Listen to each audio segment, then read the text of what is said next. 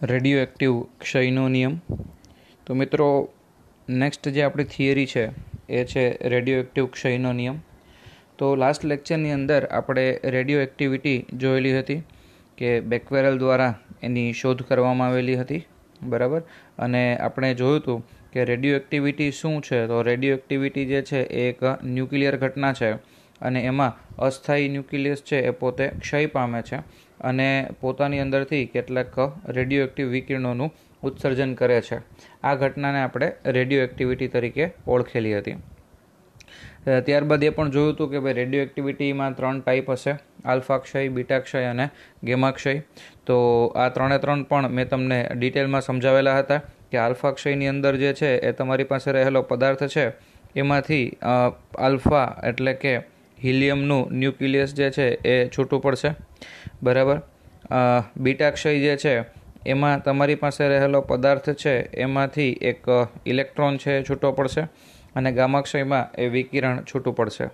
તો અત્યારે એની લાંબી ચર્ચા ન કરતાં નેક્સ્ટ આની અંદર રેડિયો એક્ટિવ ક્ષયનો નિયમ જે છે એ મારે જોવો છે. તો રેડિયો એક્ટિવ ક્ષયના નિયમની વાત કરીએ તો ક્ષય થવો એટલે શું?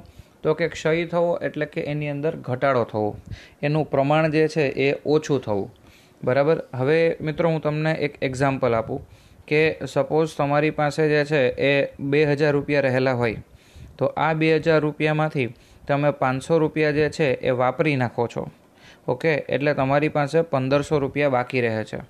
તો તમારી સંપત્તિ જે છે એની અંદર 500 રૂપિયાનો ક્ષય થયેલો છે, બરાબર.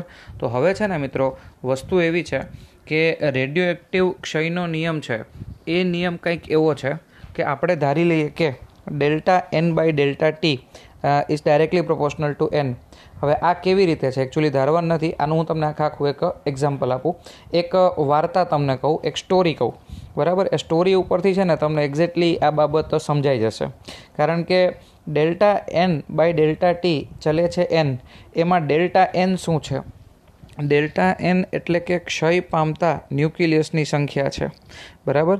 એટલે તમે જે 500 રૂપિયાનો ખર્ચ કરો છો ને એ તમારા માટે શું છે મિત્રો? Delta n, okay.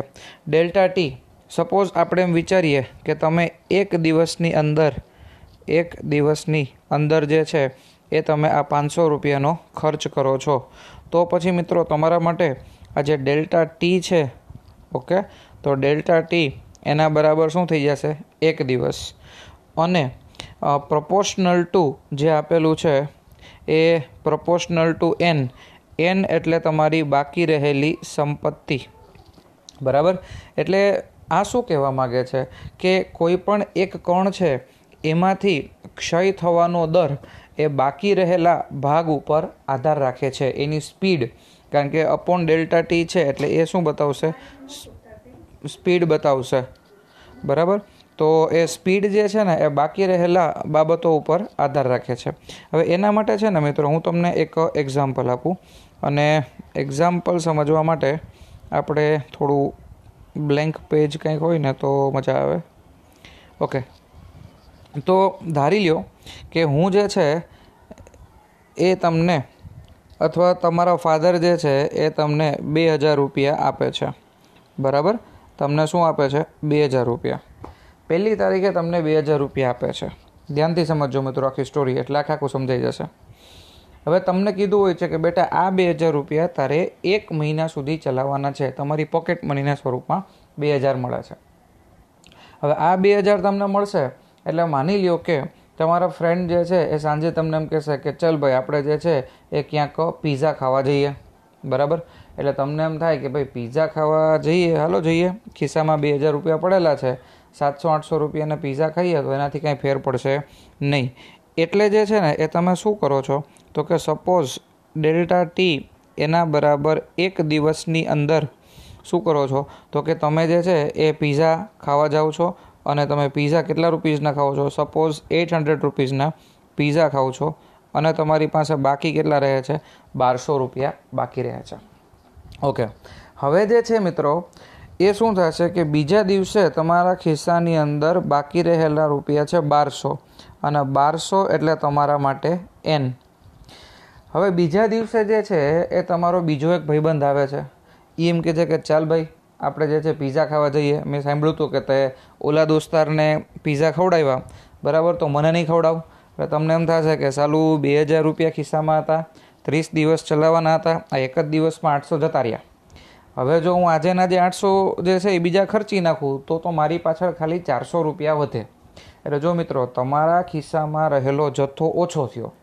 એટલે હવે તમે જે છે ને એ ઓલા ભાઈબંધને શું કહેશો કે દોસ્ત એક કામ કરને, આપણે જે છે ને એ પિઝા ખાવાને એના કરતાં જે છે અહીંયા પાઉંભાજી સરસ મળે છે, એટલે આપણે બે કામ કરો, પાઉંભાજી ખાઈએ. એટલે તમે જે છે એ હવે બીજા દિવસે એવું કરો છો કે તમારા ફ્રેન્ડની સાથે પાઉંભાજી ખાવા જાઓ છો અને પાઉંભાજીનો ખર્ચ આવે છે માનો કે 600 રૂપિયા, બરાબર. તો તમારી પાસે 1200માંથી 600 જાય તો બાકી કેટલા રહેશે? 600 રૂપિયા. સમજાય છે? તો હવે તમે જોયું અહીંયા જે ડેલ્ટા એન હતું, આ ડેલ્ટા એન એ શું હતું? 800. પહેલા દિવસે જો આપણે ડેલ્ટા ટી બધામાં સરખો જ રાખીએ, બરાબર, ડેલ્ટા ટી જે છે એ મેં એક દિવસ જ રાખેલો છે. તો પહેલા દિવસે તમારા ખિસ્સામાં 2000 રૂપિયા હતા ને, તો તમારી વાપરવાની સ્પીડ ઝાઝી હતી. ડેલ્ટા ટી બરાબર એક દિવસમાં તમે 800 ખર્ચી નાખો છો. હવે તમારા ખિસ્સામાં 1200 બાકી છે, તો તમે જે છે એ ડેલ્ટા ટી બરાબર અહીંયા પણ એક દિવસ જ લેશું, એમાં તમે ડેલ્ટા એન એના બરાબર કેટલા ખર્ચો છો? 600. તો હવે મિત્રો તમારી પાસે બાકી કેટલા રહે છે? હવે તમારી પાસે બાકી જે રહે છે એન બરાબર 600. તો માની લ્યો કે નેક્સ્ટ દિવસે, બરાબર, આ ત્રીજો દિવસ, ડેલ્ટા ટી બરાબર આપણે એક દિવસ ફિક્સ રાખીએ. તમારો ફ્રેન્ડ આવે છે કે ભાઈ કાલે તે ઓલાને યાર પાઉંભાજી ખવડાવેલી હતી, આજે આપણને પાઉંભાજી તો ખવડાવ. તમે એમ કહેશો કે યાર વિચારશો કે ભાઈ 600ની પાઉંભાજી ખાધી હતી, આજે હું પાછી 600ની પાઉંભાજી ખાઈશ ને તો 0 થઈ જશે. હજી તો આપણે આખો મહિનો ચલાવવાનું છે.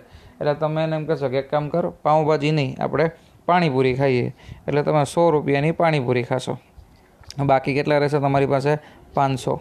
તો આ વખતે તમે જોશો ને તો ડેલ્ટા એન બરાબર કેટલા થઈ ગયા? 100. તો પહેલા જ દિવસે જે છે ને એ તમે 800 ખર્ચી નાખ્યા, બીજા દિવસે તમે 600 ખર્ચો છો, ત્રીજા દિવસે તમે 100 રૂપિયા ખર્ચો છો. સમજાય છે?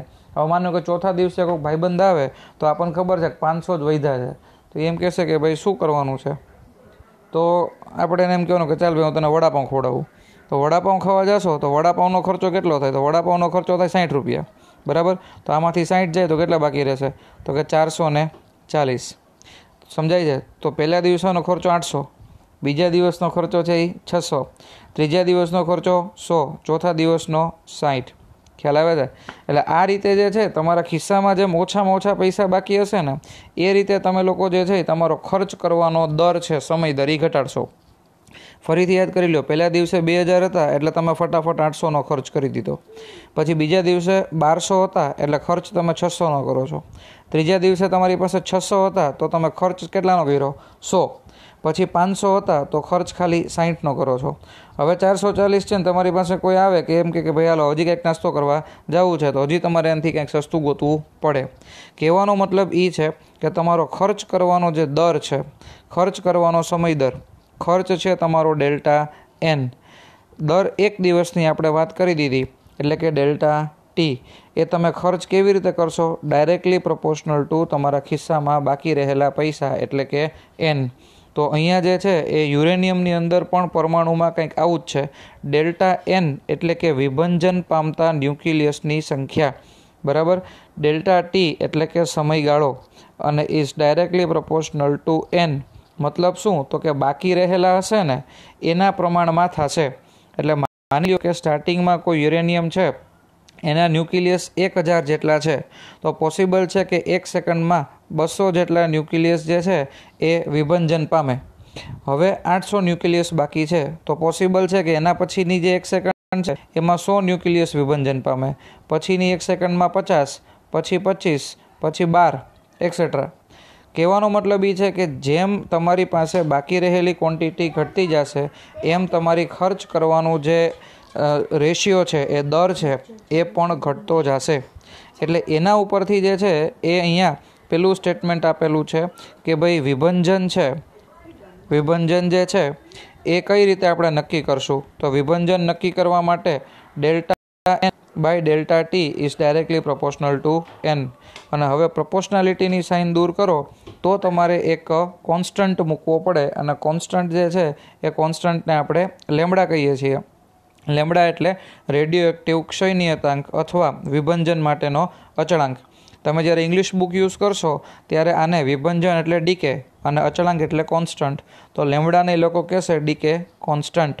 તો હવે જે છે આપણી પાસે સમીકરણ આવી ગયું કે delta n by delta t એના બરાબર લેમ્બડા એન. ઓકે, તો અહીંયા જે છે એ delta n by delta t, તો એના ઉપરથી આપણે માઇનસ ડેલ્ટા એન લખીએ છીએ. હવે ભાઈ આ માઇનસ શું કામે? તો માઇનસ એટલા માટે કે દર વખતે આપણી પાસે બાકી રહેલા ન્યુક્લિયસની સંખ્યામાં ઘટાડો થાય છે. પહેલાં 1000 ન્યુક્લિયસ હતા, પછી બાકી રહેલા ન્યુક્લિયસ 800, પછી 600, કે જે કાંઈ રેશિયોમાં ઘટશે, પણ અહીંયા થશે ઘટાડો એટલે સાઇન આવશે માઇનસની. હવે એનામાંથી એક મારે સાદુરૂપ આપી અને એક સૂત્ર તારવવું હોય તો આ એન જે છે એને હું નીચે લઈ લઉં અને ડીટી જે છે એને આપણે ઉપર જવા દઈએ. તો 1/n dn એના બરાબર માઇનસ લેમ્બડા ડીટી. બંને બાજુ સંકલન કરીએ તો માની લ્યો કે સ્ટાર્ટિંગનો સમય છે એને t0 કહીએ અને છેલ્લો સમય છે એને t કહીએ. તો સ્ટાર્ટિંગમાં ફોર એક્ઝામ્પલ તમારી પાસે 1000 ન્યુક્લિયસ બાકી હતા, એને આપણે n0 કહેશું, બરાબર. અને છેલ્લે t સમયે તમારી પાસે બાકી રહેલા ન્યુક્લિયસ સપોઝ 200 હોય તો એ 200ને આપણે n કહેશું. મેં જે તમને એક્ઝામ્પલ આપેલું હતું એમાં n0 એના બરાબર 2000 રૂપિયા. તમારી પાસે સ્ટાર્ટિંગમાં 2000 રૂપિયા બાકી હતા અને છેલ્લે ઓલો પાણીપુરીવાળો ખર્ચ પૂરો થાય પછી બાકી રહેલા પૈસા એટલે 440 રૂપિયા, બરાબર. તો n0 એટલે શું છે? તો કે t0 સમયે રહેલા ન્યુક્લિયસની સંખ્યા અને t સમયે છેલ્લે બાકી રહેલા ન્યુક્લિયસ એટલે n. તો બે બાજુ આપણે લિમિટ આપી દેવાની. એક બાજુ જે છે એ સમયની લિમિટ આવશે t0 થી t, અને બીજી બાજુ જે છે એ ન્યુક્લિયસની સંખ્યાની લિમિટ આવશે n0 થી n અને 1/n dn. હવે મિત્રો યાદ કરો તો કે 1/dn નું સંકલન શું થાય?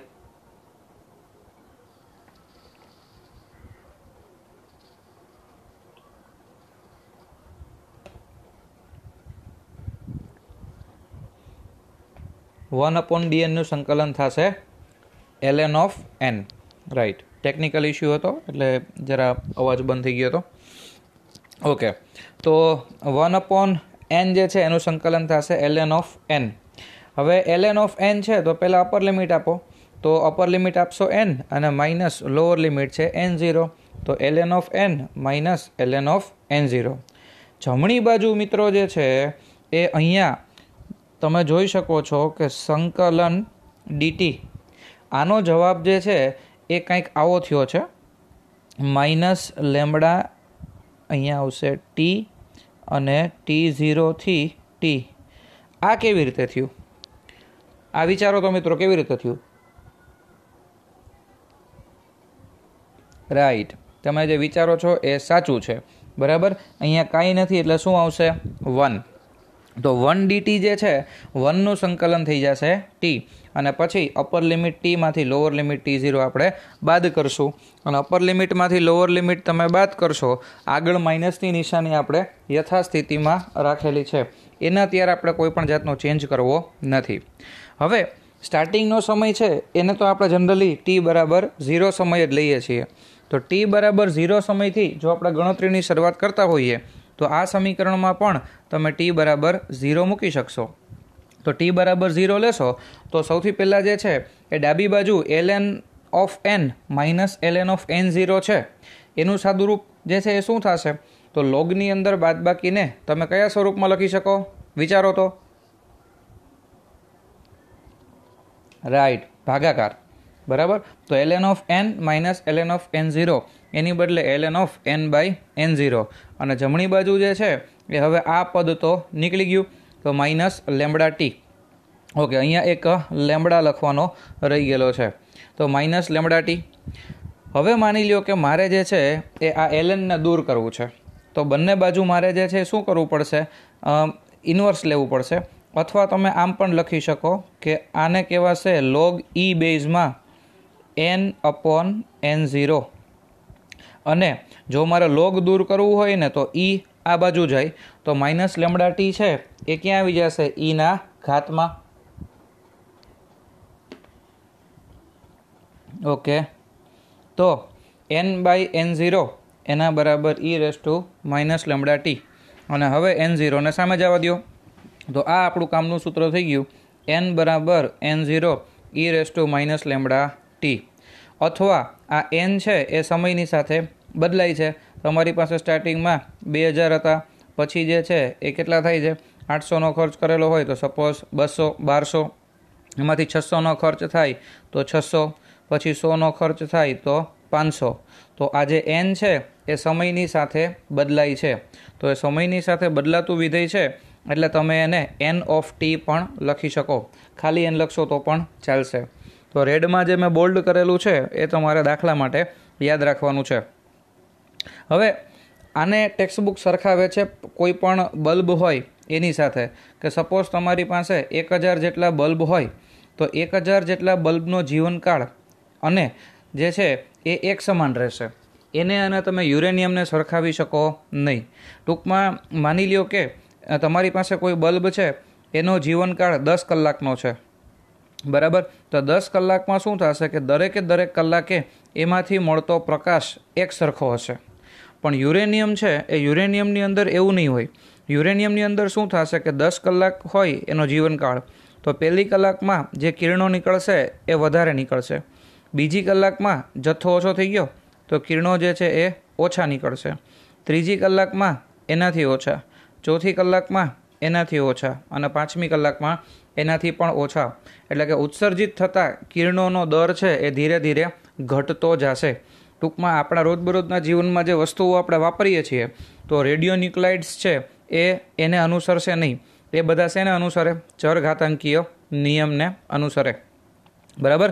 તો આ રીતે જે છે એ આપણે થિયરી અહીંયા સુધી રાખશું.